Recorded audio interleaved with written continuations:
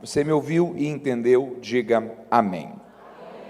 Lucas capítulo de número 5, eu gostaria de ler com você a partir do verso 1, Lucas 5, a partir do verso 1, a palavra de Deus nos diz assim: E aconteceu que, apertando a multidão para ouvir a palavra de Deus, estava Jesus junto ao lago de Genezaré, e viu ali 2 barcos, junto à beira da praia do lago. Os pescadores, havendo desembarcado, descido, estavam lavando as redes. Entrando em um dos barcos, que era o de Simão, pediu-lhe que o afastasse um pouco da praia. E assentando-se no barco, Jesus ensinava para a multidão. Quando ele acabou de falar, disse a Simão: Faze-te ao mar alto. Algumas versões dizem: Vamos aonde as águas são profundas, e lançai as vossas redes para pescar. Respondendo Simão, disse-lhe: Mestre, nós trabalhamos toda a noite e nada apanhamos, mas sobre a tua palavra lançarei as redes. Fazendo assim, eles colheram uma quantidade tão grande de peixes que rompia-se-lhes a rede. Fizeram sinal aos companheiros que estavam no outro barco para que fossem ajudá-los, e eles foram e encheram ambos os barcos, de maneira tal que quase estavam afundando. Vendo isto, Simão Pedro prostrou-se aos pés de Jesus, dizendo: Senhor, ausenta-te de mim, se distancie de mim, porque eu sou um homem pecador. Pois o espanto se apoderou dele e de todos também os que com ele estavam, por causa da pesca que haviam feito. De igual modo também de Tiago e João, filhos de Zebedeu, que eram companheiros de Simão. Disse Jesus a Simão: Não temas, porque de agora em diante serás pescador de homens. E levando então os barcos para a terra, deixaram tudo e seguiram a Jesus. E se você leu comigo, diga amém. Lucas 5 é um relato que todos nós conhecemos muito bem. É a primeira das 2 pescas maravilhosas realizadas por Jesus. A segunda pesca, você tem o registro dela em João capítulo de número 21, após a ressurreição, quando já por 2 vezes os discípulos haviam se encontrado com Jesus após a ressurreição, e Pedro ainda estava um pouco resistente por causa de ter negado o Senhor, sendo desleal com o Senhor. Então, aquele que foi o terceiro encontro de Jesus com os discípulos em João 21, mais uma vez, em uma pesca maravilhosa, Jesus vai tratar ministerialmente com Pedro, daquela vez restaurando Pedro, dizendo: se você me ama, apacente, pastoreie as minhas ovelhas. Aquela é a segunda pesca. A primeira pesca é esse texto aqui, Lucas capítulo 5. Jesus está no início do seu ministério público. As pessoas estão ainda começando a caminhar com o Senhor e multidões já estão começando a se formar. É um dia pela manhã, Jesus está às margens do mar da Galileia, talvez a versão que você tem em mãos diz praia. Eu acredito que alguns de vocês conheçam bem aquela região ali de Israel, embora chama-se Mar da Galileia ou Mar de Genezaré, é água doce, é o Rio Jordão que nasce lá no Monte Hermon, na região das colinas de Golã, vem como o Rio Jordão, na região da Galileia forma um bolsão de água, que é o Mar da Galileia, Lago de Tiberíades ou Mar de Genezaré, ambos os nomes dizem respeito ao mesmo lugar, e depois continua o seu curso como Rio Jordão e deságua no Mar Morto. Nesse local aqui, onde ele forma esse bolsão de água, onde as cidades da Galileia, as cidades da Decápolis, como por exemplo Gadara, ficavam em torno desse mar, Jesus realiza grande parte do seu ministério ali. 70% dos milagres de Jesus foram realizados na Galileia. Era uma parte mais carente, mais esquecida pelo poder público governamental da época. Jesus, embora ele nasce em Belém, que é a região da Judéia, cresce em Nazaré, que é Galileia. Com 30 anos de idade, inicia-se o seu ministério, muda-se de Nazaré para Cafarnaum, e Cafarnaum é a cidade residente do ministério de Jesus durante aqueles 3 anos e meio. Então, grande parte da atenção de Jesus, do coração de Jesus, está na Galileia. Grande parte do time que Jesus chama para ser os seus discípulos é da Galileia. Então, esse local aqui era um local de convivência para todas aquelas pessoas, aparentemente um dia comum, uma praia às margens do Mar da Galileia. e você tem ali duas cenas acontecendo. Uma primeira cena são 4 pescadores. Eles estão lavando as redes, eles estão muito cansados, exaustos. A rede deles tem muito entulho, mas não tem peixe. Eles pescaram toda a noite, e apesar de toda a experiência, eles não haviam conseguido pegar nada. E eles estão exaustos, mas estão lavando as redes.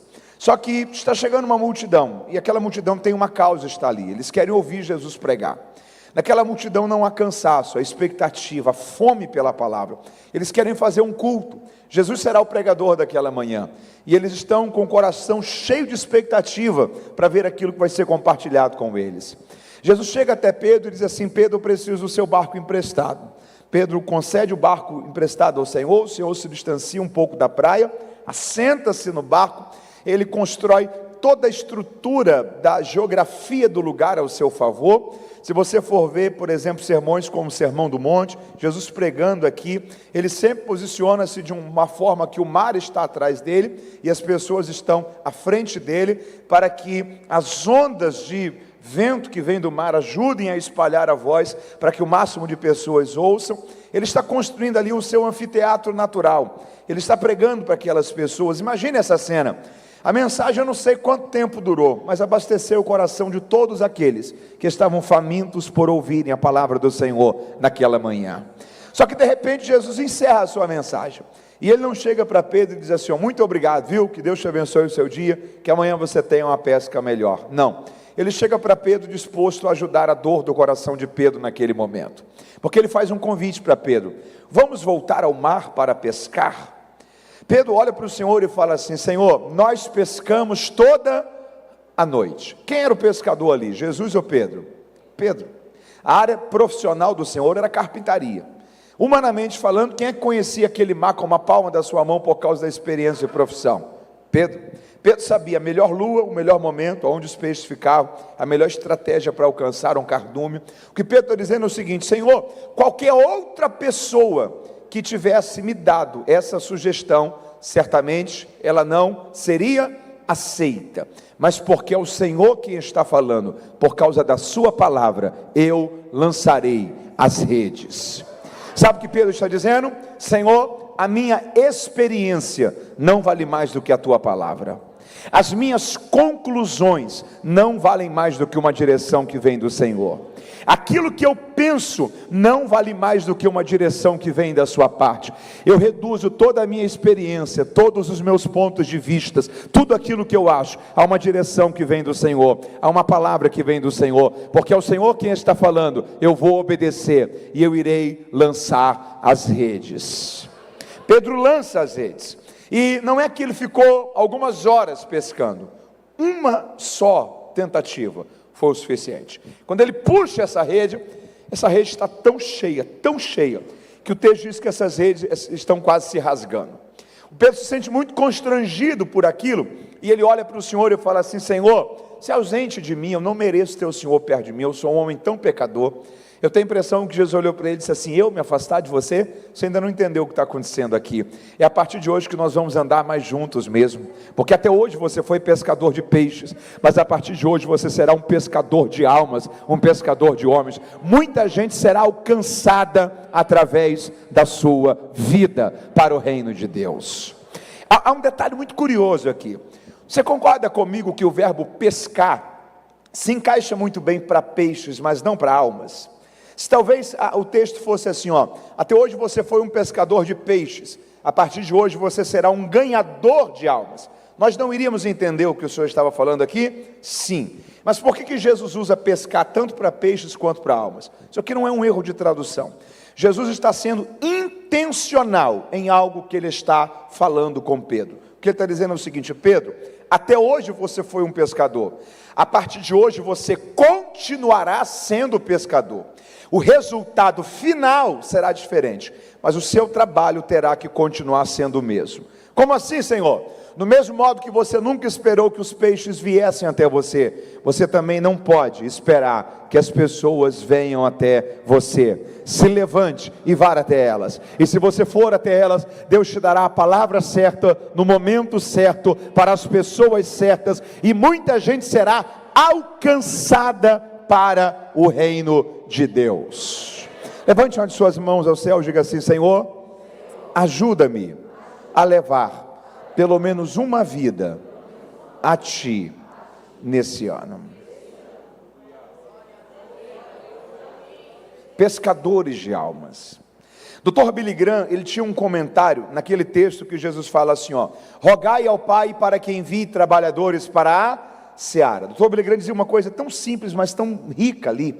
Ele falava o seguinte, dentro de qualquer comparação que Jesus poderia ter feito com as almas a serem alcançadas, ele comparou as almas a serem alcançadas com uma colheita a ser realizada.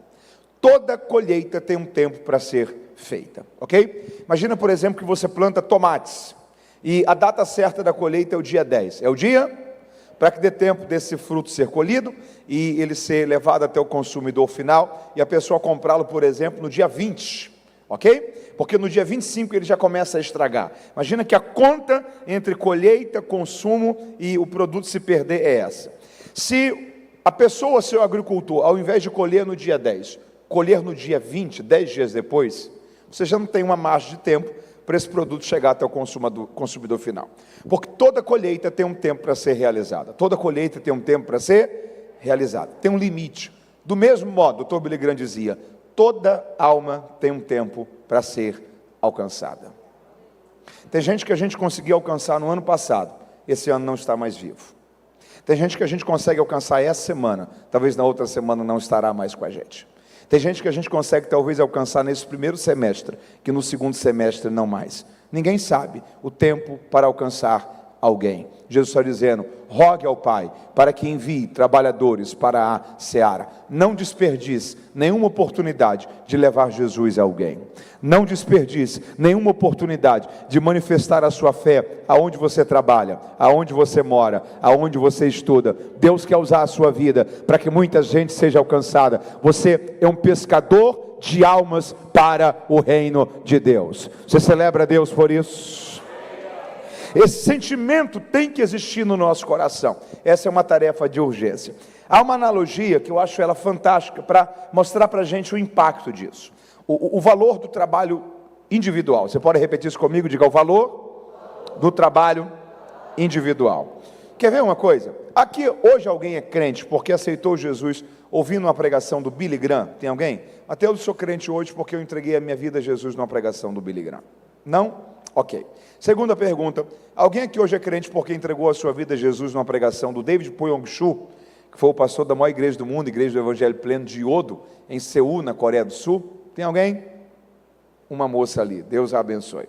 Terceira pergunta, quem aqui hoje é crente porque entregou a sua vida a Jesus, porque alguém falou de Jesus para você, em casa, no trabalho, na escola? Faz assim com a sua mão. Sabe qual é a força que faz a igreja crescer? Pessoas falando de Jesus para outras pessoas, aonde elas estudam, aonde elas trabalham, aonde elas residem. Você precisa entender que para você é a sua profissão, para Deus é um campo missionário. Para você é onde você estuda, para Deus é um campo missionário. Para você é onde você mora, para Deus é um campo missionário. E eu quero crer e dizer isso mais uma vez. Deus vai usar a sua vida esse ano, para que você leve pelo menos uma pessoa a Cristo.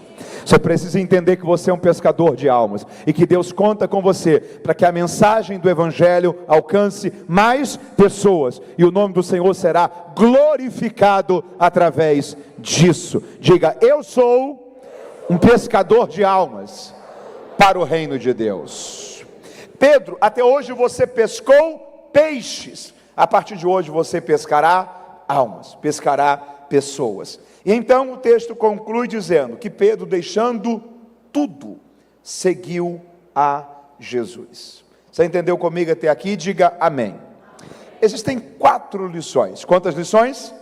Que rapidamente eu gostaria de deixar ainda a você dessa passagem da Bíblia, para você caminhar com ela a partir de hoje, levá-la para a sua semana, alinhar o seu coração dentro dessas verdades. Primeira dessas lições, deixa eu fazer aqui uma pergunta a você. Quem aqui já passou uma noite inteira acordada? Faz assim, ok? No outro dia pela manhã você só tinha o quê? Cansaço, você só queria dormir.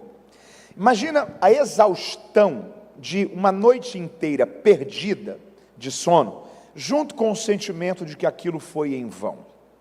É o sentimento de Pedro, porque ele dormiu toda a noite. Não, ele ficou toda a noite acordado, e ele está com muito sono. Mas apesar de estar exausto, ele não foi para casa dormir. Ele está parado e lavando as redes. Você acha que ele tinha noção de que Jesus ia chegar ali em instantes e ia dizer para ele, vamos voltar para o mar, e aquela rede lavada seria um instrumento que Deus iria usar para colocar peixes na rede dele? Não. Talvez ele iria pescar na noite seguinte, quem sabe um dia depois. Ele não tem noção de que tinha um milagre próximo. Mas apesar de estar cansado e exausto, ele está lavando as suas redes. Primeira lição, leve isso para a vida. Viva pronto para as oportunidades da vida. Viva pronto para as oportunidades da vida. Você não sabe a distância que você está do milagre. Você não sabe a distância que você está de alguém que Deus vai conectar com você. Você não sabe a distância que você está de uma oportunidade que vai surgir para você. Tem uma frase que eu acho ela maravilhosa: é melhor você estar pronto para uma oportunidade e não tê-la, do que você ter uma oportunidade, mas não estar preparado para ela. É melhor você estar pronto para uma oportunidade e não tê-la, do que ter uma oportunidade e não estar preparado para ela. Você precisa entender que o futuro, ele não é acidental. O futuro, ele é intencional. As coisas não acontecem por um acaso. As coisas acontecem fruto de organização. Deus tem uma pesca maravilhosa para colocar nas suas redes a qualquer momento. Lave as suas redes. Se prepare para o futuro que você quer viver. Faça a sua parte. Eu estou crendo esta palavra de Deus sobre a sua vida nesse final de tarde, em nome de Jesus. Se você lavar as suas redes, se você se preparar, se você estiver pronto, Deus vai te conectar com as pessoas certas. Deus vai te colocar na reunião certa, na mesa certa, no dia certo. Deus vai te conectar a uma realidade de oportunidades que Ele tem preparado para a sua vida. Lave as suas redes e Cristo te surpreenderá com o milagre de uma pesca maravilhosa. Você pode glorificar a Deus por isso? Viva pronto para as oportunidades da vida. Não espere o tempo das oportunidades chegar para você se preparar. Há uma frase muito rica para isso, para essa verdade prática, que é a seguinte: em 10 anos, quantos anos? A grande maioria das pessoas se arrependerão mais das coisas que não fizeram do que das que fizeram. Em 10 anos, a grande maioria das pessoas se arrependerão mais das coisas que não fizeram do que das que fizeram. As pessoas se arrependem da oportunidade que não aproveitaram, das férias que não tiraram, da viagem que não foram, do idioma que não aprenderam, da expansão que poderia ter sido vivida em seus sonhos, do perdão que não foi liberado, do telefonema que não foi feito, do sorriso que não foi dado. Eu não sei qual é a realidade daquilo que você precisa fazer, e talvez você tenha relutado, desanimado, tenha deixado para amanhã. O Senhor está te dizendo, neste dia, lave as suas redes. Lave as suas redes, lave as suas redes, lave as suas redes, lave as suas redes. Tem um milagre vindo ao seu encontro, e se as suas redes estiverem lavadas, você verá como Deus vai te recompensar pela sua perseverança, pelo seu preparo, pela sua dedicação. Há um milagre de Deus a caminho para a história da sua vida. Viva pronto para as oportunidades da vida. Primeira lição. Segunda lição. Pense uma coisa comigo, Jesus não poderia ter trazido aquele cardume de peixe na margem, sim ou não? Mas foi isso que ele fez? Não. Ele pegou Pedro, colocou Pedro dentro de um barco. E eu gosto dessa versão bíblica que diz, vamos onde as águas são profundas. Você pode repetir isso comigo? Diga, vamos onde as águas são profundas. Jesus não poderia ter trazido os peixes ali, mas não foi isso que ele fez. Ele pegou o peixe, ele pegou Pedro e levou Pedro a um ambiente de profundidade. Segunda lição, guarde isso. Existem resultados que você só terá na sua vida se você sair da superficialidade. Existem resultados que você só terá na sua vida se você sair da superficialidade. Deixa eu falar uma coisa para você. Esse ano é um ano para você se aprofundar um pouco mais. Esse ano é um ano para você se envolver na igreja um pouco mais. Esse ano é um ano para você compartilhar mais do seu tempo com esta igreja, para que mais ministérios sejam servidos e mais pessoas sejam alcançadas. Esse ano é um ano de você tirar um pouco mais de tempo para ler a Bíblia, um pouco mais de tempo para orar, um pouco mais de tempo para falar de Jesus para alguém. Nesse ano, Deus vai te ajudar a viver águas mais profundas. O raso não te cabe. Deus não te fez para o superficial. Deus está te convidando a você viver águas mais profundas. Tem uma frase que eu acho ela muito rica. Repita isso comigo. Você nunca saberá o que é capaz de fazer até que se lance nisso por inteiro. Vamos de novo? Você pode repetir isso comigo? Diga: você nunca saberá o que é capaz de fazer até que se lance nisso por inteiro. Olha essa frase: há uma pessoa idosa dentro de você. Você pode repetir isso comigo? Diga: há uma pessoa idosa dentro de mim. Se esse dia ainda não chegou, guarde isso. Se esse dia ainda não chegou, vai chegar um dia na sua vida que você vai acordar e quando você for no banheiro da sua casa, que for escovar os seus dentes, se esse dia ainda não chegou, esse dia vai chegar. Naquele dia, você vai estar completando 70 anos de idade. Já parou para pensar nesse dia? Sabe o que você vai ver no espelho da sua casa, do seu banheiro naquele dia? Uma pessoa idosa. Uma pessoa? Sabe onde é que ela está hoje? Aí. Assentada na cadeira que você está. Talvez você está há 10 anos dela. Talvez há 5, talvez há 20, talvez há 30, talvez há 40 anos. Deixa eu dizer uma coisa para você. Não decepcione essa pessoa com uma vida que só entregou a metade do que poderia ter entregue. Não decepcione essa pessoa com uma vida de alguém que poderia ir a águas profundas, mas preferiu ficar no raso. Como alguém que poderia ter se aperfeiçoado mais, se envolvido mais, se esforçado mais, mas preferiu achar que amanhã eu faço. Quanto mais novo você é, mais oportunidade você tem de correr riscos. Ao ponto que o tempo vai passando, você tem que correr menos riscos. Você tem que estabilizar mais. Não desperdice a sua juventude. Não desperdice a sua meia-idade. Se aprofunde. Busque em Deus direção. Mas não deixe o tempo passar sem que você faça alguma coisa. Não deixe o tempo passar sem que você creia que Deus tem um futuro melhor para você. Não deixe o tempo passar sem você acreditar que há um cardume de Deus te esperando. E se você não ficar no superficial, mas se você for águas profundas, Deus vai te recompensar pela sua perseverança. Este é um tempo de você se aprofundar mais. Deus não te fez para superficialidade. Você está entendendo isso? Existem resultados que você só terá na sua vida se você sair da superficialidade. É a segunda lição. Terceira lição. Pensa uma coisa comigo. Jesus chamou Pedro no início do texto ou no final do texto? No final. Jesus chamou Pedro quando Pedro estava sem peixes ou com peixes? Com peixes. Se talvez eu fosse Jesus, sabe o que eu ia fazer? Eu ia chegar para o Pedro ali no início do dia, lavando as redes, desanimado. Ia falar assim: Pedro, deixa eu fazer uma pergunta para você. Você pesca aqui nesse mar há quanto tempo? Ele ia falar assim: ó, faz tempo. Qual foi a última vez que você pescou aqui e não conseguiu pegar nada? Talvez o Pedro ia falar assim: eu nem me lembro. Ou ia falar assim: Pedro, você não acha isso muito estranho? Você conhece esse mar aqui como a palma da sua mão.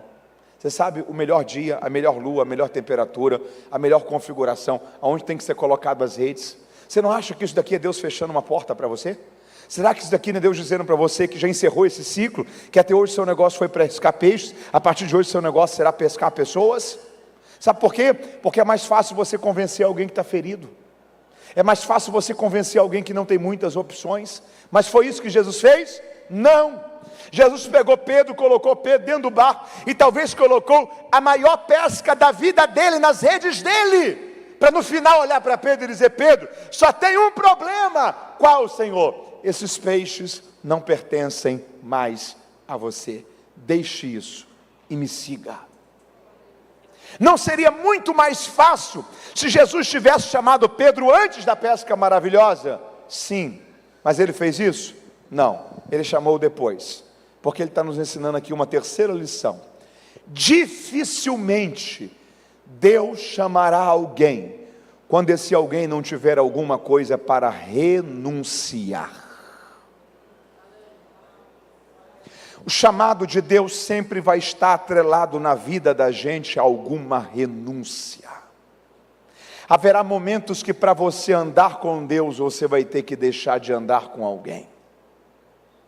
Quando Mateus escreve esse texto, Mateus tem uma construção de palavras que fala o seguinte: e Pedro deixando o barco e deixando o seu pai. Você pode repetir isso comigo? Diga aí: Pedro deixando o barco e deixando o seu pai.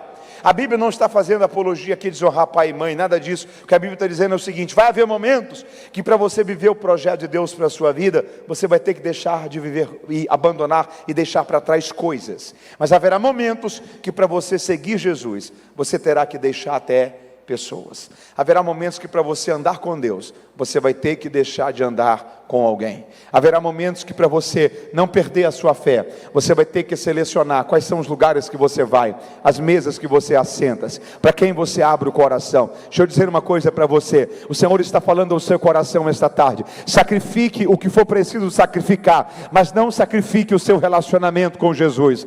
Não sacrifique a jornada de Deus para a sua vida. Não sacrifique aquilo que é o plano de Deus para você. Renuncie o que for preciso, mas siga a Cristo. Há uma jornada de Deus esperando a sua vida. Você está entendendo isso? Você pode levantar uma de suas mãos, diga assim: Senhor, me apresente quem são os seus amigos, porque eu não quero ser amigo de quem não é amigo do Senhor.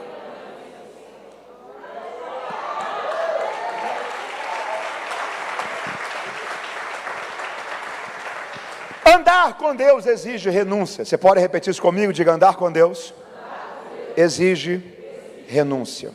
Existe uma coisa no aspecto sociológico que é chamado de espelho social. Você pode repetir comigo? Diga: espelho social.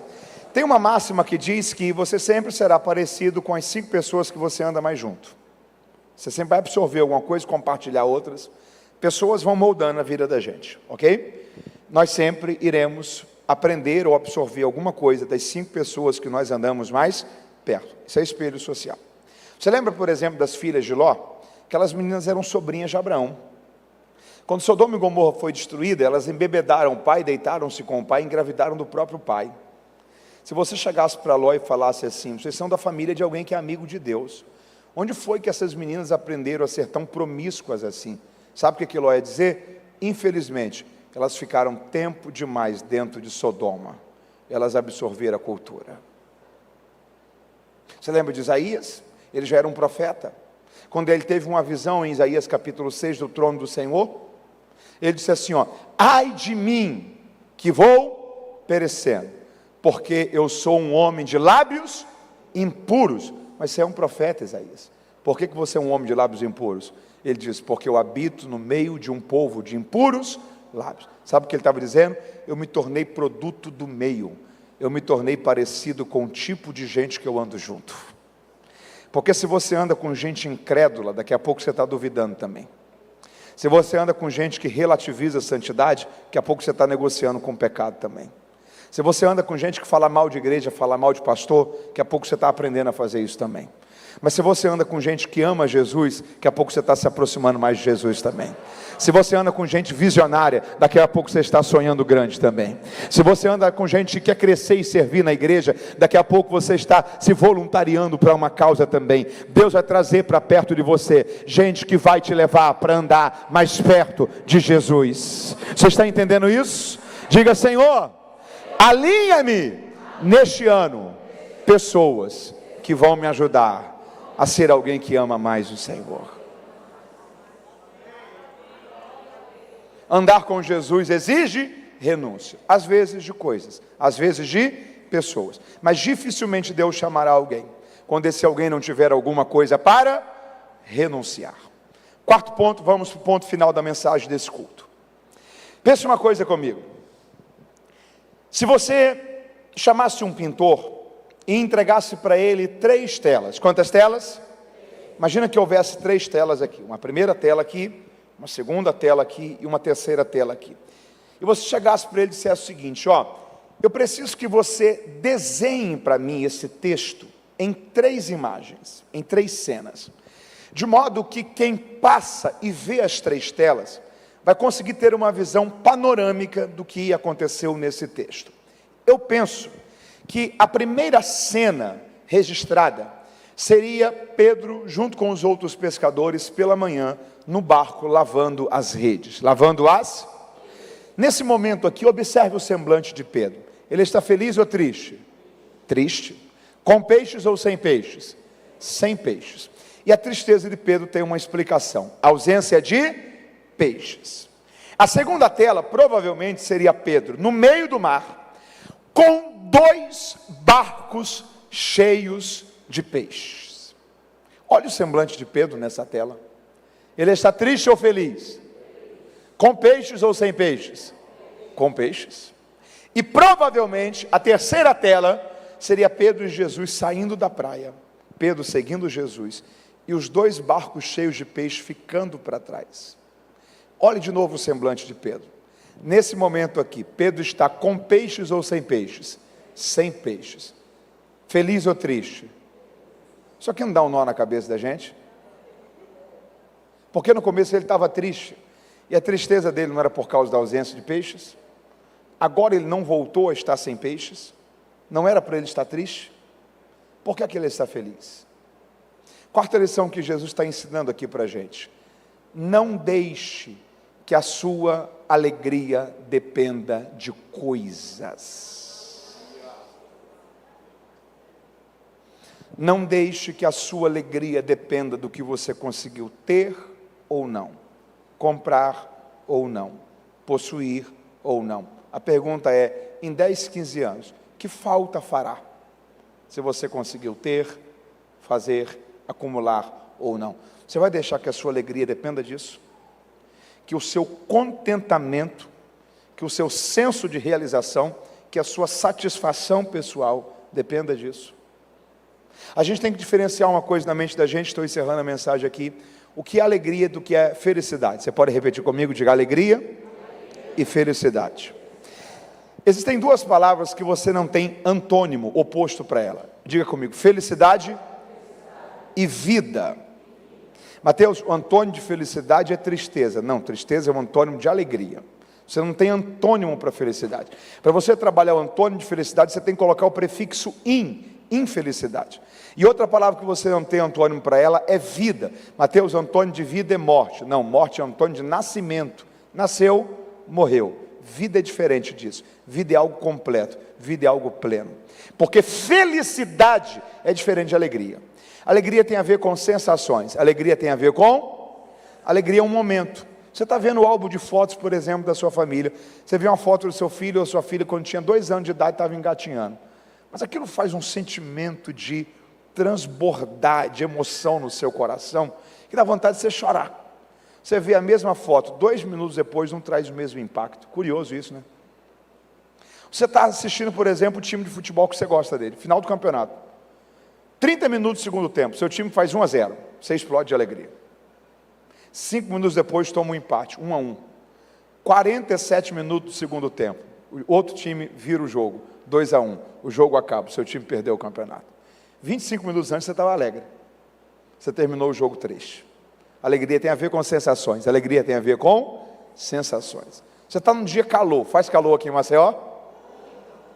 Quem aqui num dia quente, mais quente, já bebeu um copo d'água mais bem gelado e sentiu prazer? Faz assim. Quem, porque aquele copo d'água estava muito bom, quis beber um segundo e bebeu o segundo? Faz assim. Quem foi que não sentiu o mesmo prazer no segundo copo d'água que no primeiro? Curioso isso, né? Sabe por quê? Porque a alegria tem a ver com sensações. Felicidade é diferente disso.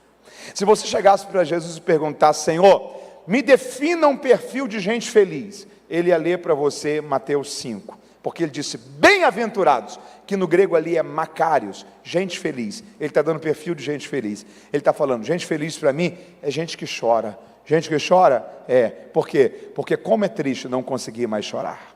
Gente feliz para mim é gente pura de coração, é gente pacificadora, é gente mansa. Gente feliz para mim é gente que aceita até ser prejudicada, mas não abre mão daquilo que é certo. Talvez eu olhar e dizer: Senhor, isso para o Senhor é gente feliz? Para mim isso é outra coisa, menos ser feliz. Ele ia dizer: o problema é que você está confundindo felicidade com alegria. Eu não estou falando de sensações, eu estou falando de felicidade. Felicidade tem a ver com circunstâncias, é algo externo. A alegria tem a ver com circunstâncias, é algo externo. Felicidade é algo interno. Felicidade é paz de espírito. Felicidade é algo que apenas Deus pode gerar na vida da gente. Há uma diferença de gente triste, que de vez em quando tem momentos de alegria, para gente feliz, que pode até passar por momentos de tristeza. Existe gente triste, que de vez em quando tem momentos de alegria, e existe gente feliz, que pode até passar por momentos de tristeza, porque a felicidade verdadeira é aquilo que a Bíblia chama da alegria segundo Deus. A tristeza segundo Deus é a tristeza para o arrependimento, e a alegria segundo Deus é a alegria verdadeira, é a alegria que Deus dá, e não que o mundo dá, é a alegria de felicidade. Essa alegria não depende de coisas, é o que Abacuque disse, quando ele disse: ainda que a figueira não floresça, que não haja o fruto da vide, que o produto da oliveira minta, que os campos não produzam seus mantimentos, e que as vacas dos currais sejam arrebatadas, todavia eu me alegrarei no Senhor. Sabe o que ele está dizendo? Eu não vou deixar que a minha alegria dependa de coisas. Cristo é a fonte da minha alegria.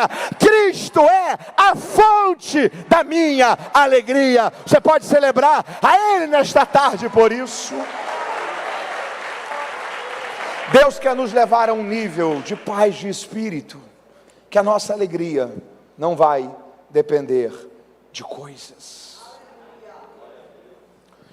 Um dos maiores males do nosso tempo tem sido uma coisa chamada depressão. Você pode repetir isso comigo? Diga: depressão.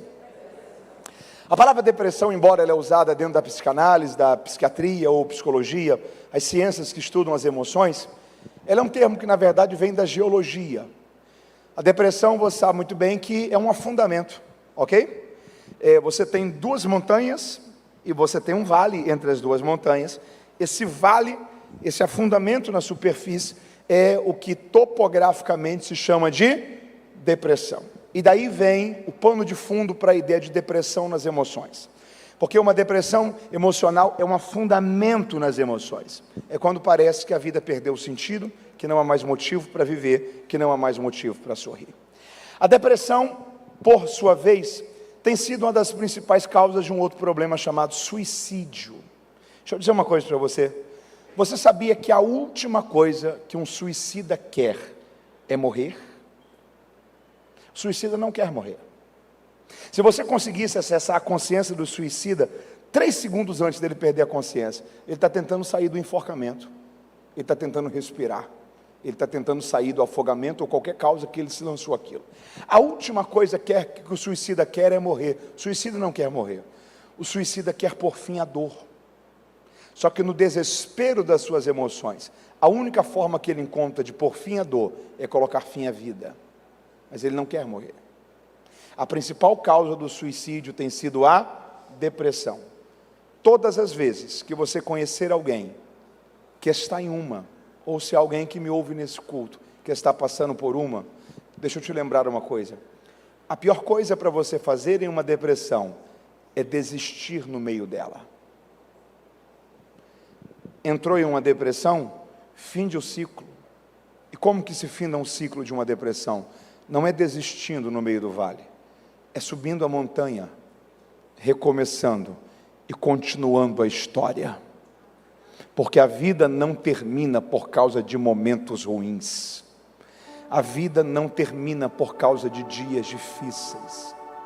Vales passam pela vida de todo mundo, mas quando passar por um, se lembre que você pode até ter descido nesse vale da depressão, mas há força de Deus para você subir a montanha do recomeço. O Senhor vai renovar esta tarde a sua alegria, vai preencher o vazio das emoções daqueles que estão convivendo com este vazio, porque o Senhor está dizendo a você: a sua alegria não pode depender de circunstâncias. Deus tem uma história de continuação para você. Deus tem uma montanha de recomeço para você. A sua história vai continuar. Há uma jornada em que Cristo fará junto com você. Você diz amém? Eu gostaria de orar com você. Se você puder, esteja em pé comigo, em nome de Jesus. Você não pode deixar que a sua alegria dependa de coisas. Primeiro ponto: viva pronto para as oportunidades da vida. Segundo ponto, o Senhor está nos ajudando a entender que é preciso se aprofundar. Você pode repetir isso comigo? Diga: é preciso me aprofundar, porque tem resultados que eu só vou viver se eu sair da superficialidade. Terceiro ponto: dificilmente Deus chamará alguém quando esse alguém não tiver alguma coisa para renunciar. Às vezes são coisas, às vezes são sentimentos, às vezes são ídolos, às vezes são pessoas. Tem projetos que combinavam com o momento da sua vida, não combinam mais com a fase que você está. Você tem que ir aliviando a bagagem, você tem que viver cada tempo na sua vez. Tem coisas que dava para fazer em 10, 20 anos atrás. Agora são outras coisas. Se abra para o novo de Deus na sua vida. Solte o que precisa ser solto. Renuncie o que precisa ser renunciado. Viva a história desse momento. Siga com Jesus. Deixe os peixes para trás. Mas não deixe que a sua alegria dependa de coisas. Cristo é a fonte da nossa alegria. Essa palavra serve para você nesse culto? Serve? Coloque sua mão no seu coração. Diga: Senhor, eu recebo a tua palavra sobre a minha vida. Senhor, visita o meu coração, trazendo paz, alegria, contentamento. Preencha em mim, Senhor, os vazios que a existência humana pode tentar trazer sobre a minha trajetória. Que a minha vida seja plenamente cheia de Ti, do Teu amor e da Tua paz.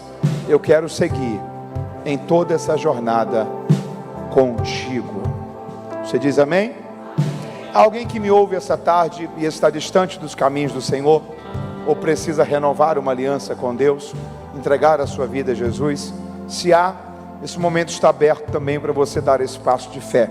E nós gostaríamos de orar com você neste momento, uma oração de reconciliação. Há uma vida para Jesus nesse culto? Alguém que me ouve e precisa recomeçar a sua jornada com Deus? Voltar para a igreja, recomeçar a sua jornada de fé, renovar sua aliança com Cristo, receber Jesus como seu Senhor e Salvador. Tem alguém? Tem uma moça ali tão querida. Você pode louvar a Deus pela vida dela. Há uma moça também lá atrás. Nós gostaríamos de orar com você. Se você pudesse vir até o altar, nós queremos celebrar junto com você nesse momento. Aonde está uma terceira vida para Cristo nesse culto, que ouviu esta palavra e entendeu a voz de Deus falando ao seu coração? Aonde está a terceira vida para Jesus? Quem está me ouvindo, diga amém. Dá um sorriso para essa pessoa bonita aí do seu lado. Pergunte se ele ou ela já entregou a vida a Jesus. Faça isso aí atrás também. Pergunte se ele ou ela precisa renovar uma aliança com Deus, se ele ou ela precisa recomeçar uma jornada de fé. Talvez do seu lado alguém que precisa vir.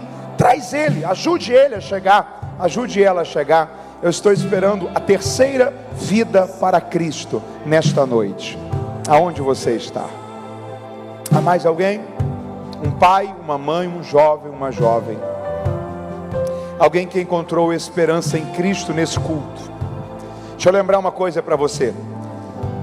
Só sabe a falta que faz Jesus em uma casa quem cresceu em uma casa que Jesus não estava nela. Só sabe a falta que faz Jesus em uma casa quem cresceu em uma casa que Jesus não estava nela. Um lar que era marcado por vícios, por destruição, por falta de amor.